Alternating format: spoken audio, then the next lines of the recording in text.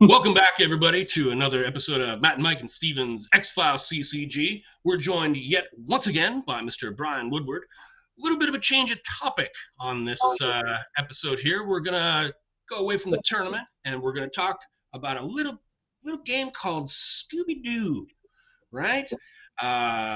Spiritual successor, as you've said in the past, to the X-Files CCG. So let's dive right in. Again, Brian, thanks for joining us, and let's. Thank you for having me. Yeah, anytime, man. Anytime you're willing to come on the show, man, you just give me a ring-a-ding-ding. I'll set some stuff up. So, Steven, you want to ask the first question there? Get us going? Yeah, for sure. And I do want to add that this is great to be doing a follow-up interview, Brian, to the previous episode in which you were interviewed regarding the Scooby-Doo ECG, because that was before my time on the channel. So I'm happy to be able to ask some of these questions that I've encountered, and some of the people with whom I played the game have encountered. And it's great to be able to ask you, as one of the co-creators of this game, some questions regarding it. So the first one I did want to ask, because this game, as you know, had pretty much a non-existent life in the stores, because Right. it didn't really make it to Walmart or Kmart or anything before it got the axe. So what I was wondering, and what some of the other players whom I've squared off with in this game want to know, is what, if any, expansions for the Scooby-Doo ECG were in the works or under consideration when the game was discontinued? Oh, well, because there was 2 seasons for the show, right? So that was originally we're going to be 2 seasons. We did the Alien Invaders because of I think that was an ask from Warner Brothers. They wanted something that was a little more current, more modern for the Scooby-Doo. So we were thinking in the future we would do other movies that they came out with, because they were annual anyway. So we'd be able to get the script ahead of time. And then the other thing, I really wanted to do the next series in the show, which was the new Scooby-Doo Mysteries. It was the movie, so it was the 1 hour episodes that had all the old time stars, like Mama Cass was in them, and the Three Stooges and Batman, and we talked to them about that, and found out that the way the contracts were written, that they didn't have the rights to be able to use any of those actors for other stuff other than being able to see them in that cartoon. Outside of that, they couldn't use them for anything except the stuff they owned. So they owned Batman. Batman was in a lot of episodes, so we could have used that. And we could have used the other characters that weren't actual people. If you even look at some of the more modern cartoons, you'll see the guy that looks like Don Knotts in the background, because he was such a big character in those. He did several of those episodes.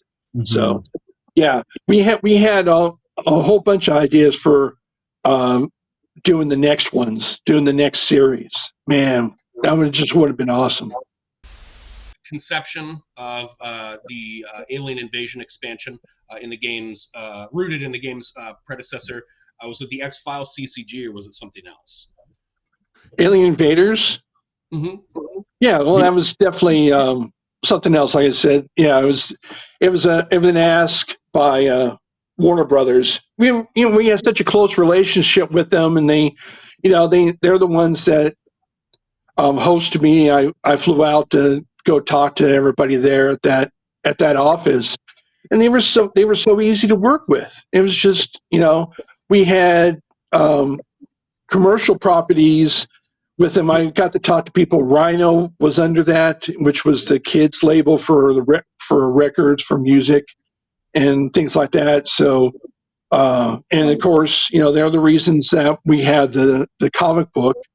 So yeah, it was all just working with Warner Brothers, and had nothing to do at all really with X-Files.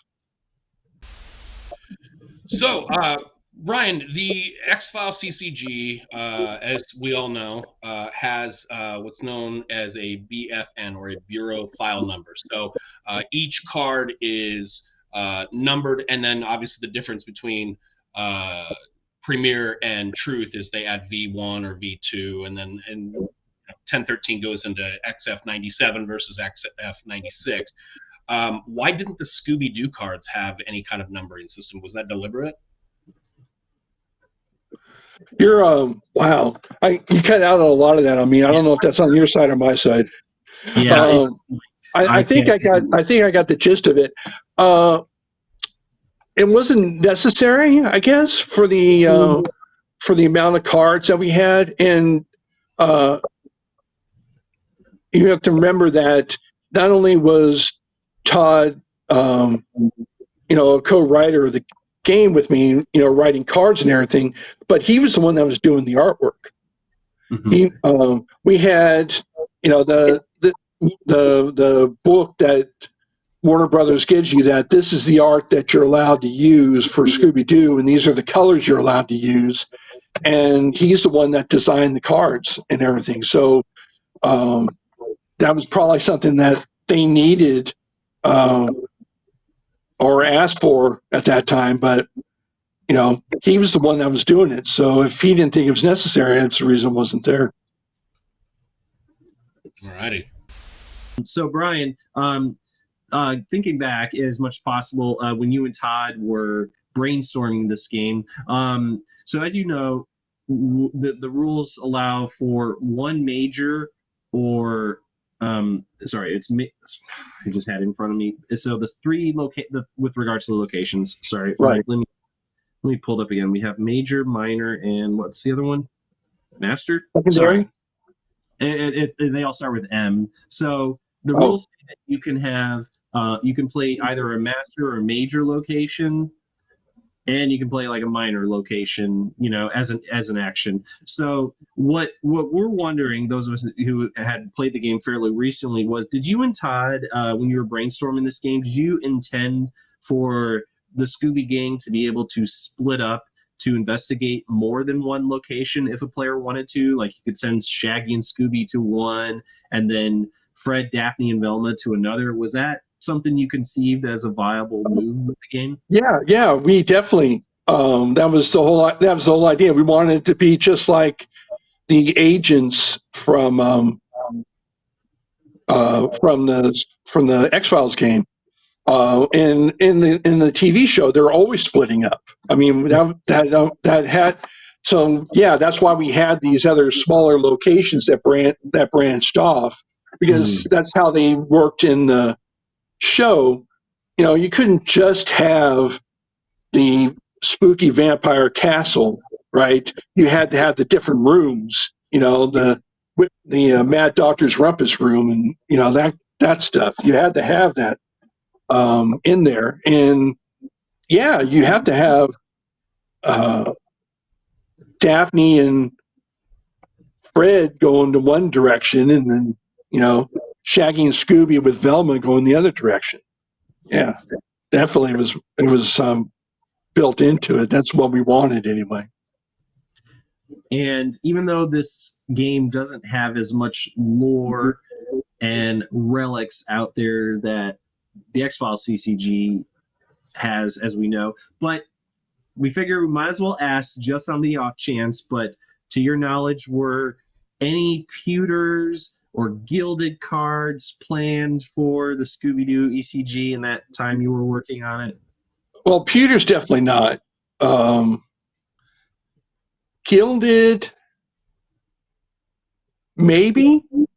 And the reason I say that is because I have a partial deck of a completely different game from another company that was showing off gilding.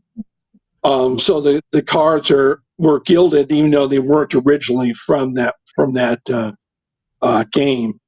And so I'm guessing, and they were just showing off to whoever it was that did the gilding, were showing off the gilded edges they could do on cards. So that's a possibility.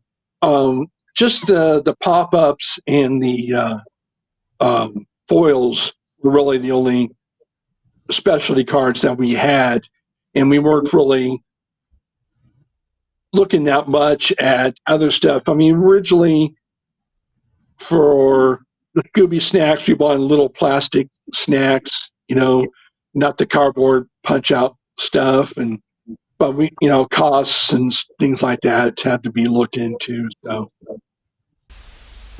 Brian, do you have a favorite episode of the Scooby show? Is there one that jumps out at you as like, that's the one when I look back on, it's like, that's the episode I love to watch more than any others? From the original series? Yeah, or season 2, or whichever. Yeah, from the original, probably the one with the carnival one with the clown. The